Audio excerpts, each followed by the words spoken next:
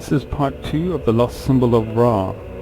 I showed earlier on in part 1 the Ra symbol, the circumpunct, and 4 other symbols and their origins. I want to discuss further the as above, so below theory of Hermes Trismegistus.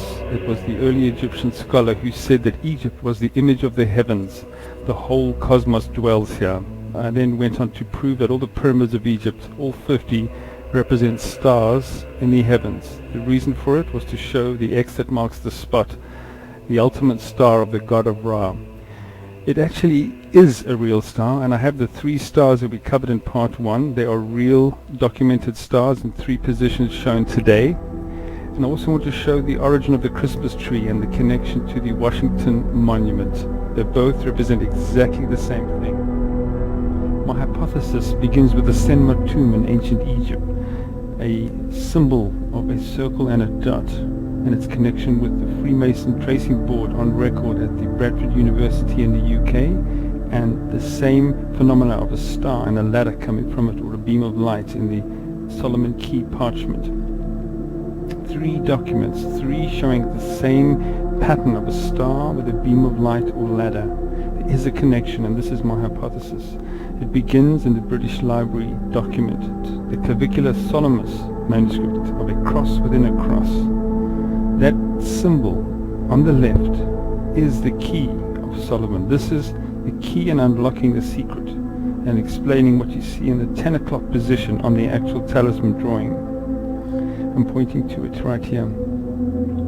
I believe it's Orion. Orion has the shape. Constantine claims to have seen it in the sky, a cross within a cross. He called it the Chi Rho, an X with a P through it. He has an ancient artifact from a Roman helmet, and I am sure it is a double cross. Look at the angle of the cross and the P pointer going through the middle. Those are apparently 2 stars depicted on the artifact. Look closely at the beginnings of what I believe evolved from the Chi Rho, the cross, how it's evolved over time as the sacred cross of the sky. You can see in the Solomon Key it is probably the nebula of Orion that matches the little detail you see here in the sacred double cross. The 2 seem to be the same. This is the Key of Solomon.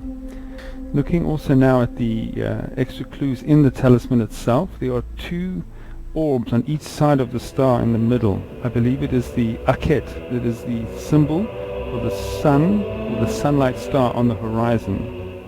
I believe the star in position here is what is being measured on the horizon in the east and in the west. If you look at what is on the west, you'll see Orion has the same orientation that matches the angle at 10 o'clock position in the talisman drawing, this mysterious Solomon Key diagram. This is history. Going further now, taking the pieces of this secret, the outer rim has the stars in a puzzle as a cipher, and the key in starting the puzzle is following through from the direction of Orion through to the other side to puzzle piece 1, puzzle piece 2, puzzle piece 3, puzzle piece 4, puzzle piece 5, and then there's a new line to start with 6, 7, and 8. A complete pattern. What is this pattern? I believe it's the Pleiades.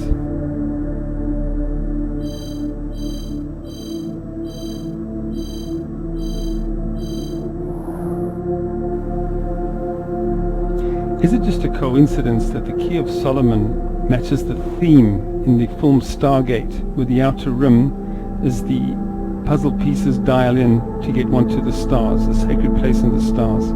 Coincidence, perhaps?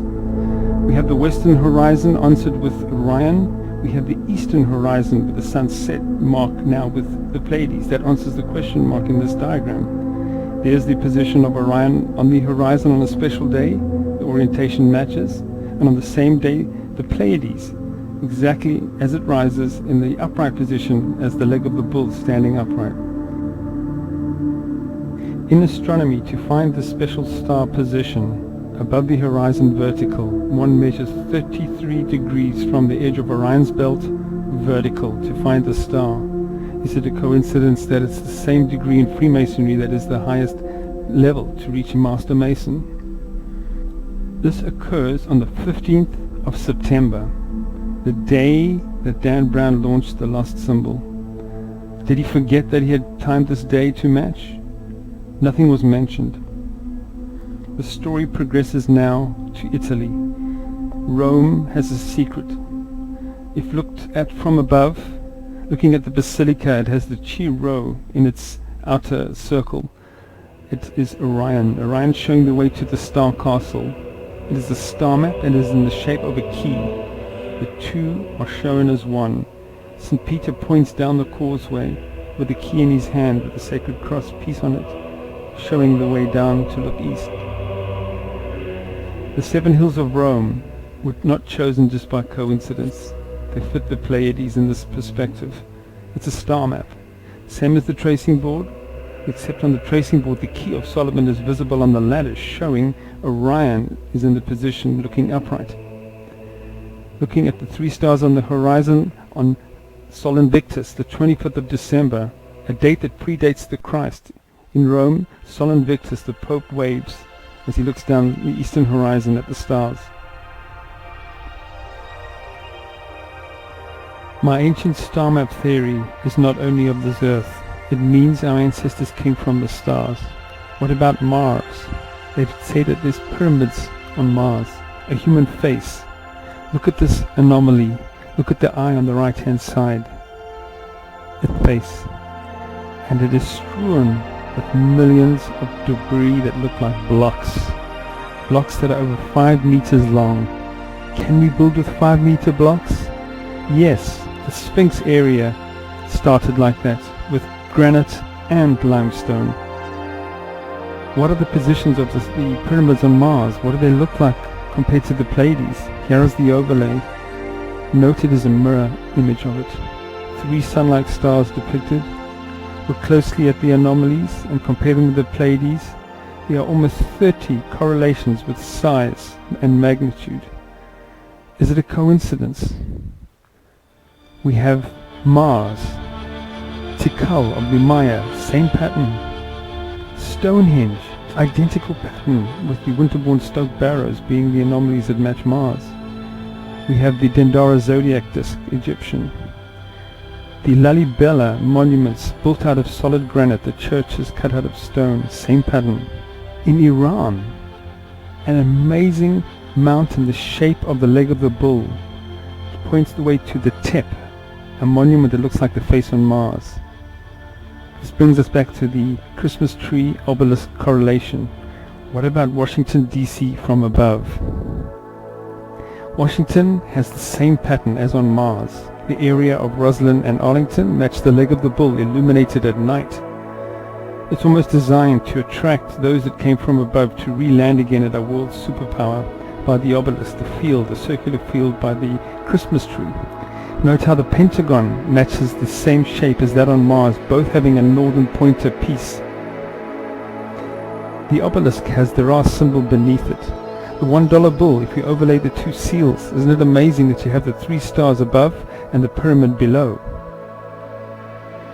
If one takes the Freemason interpretation of the first degree tracing board, their own document, and take the sun and the moon instead of the 2 stars I suggest are sun-like stars, you still have Washington DC being depicted in the diagram. At the 15th of September, where we measure where the star is using a set square and dividers measuring 33 degrees of arc above the horizon.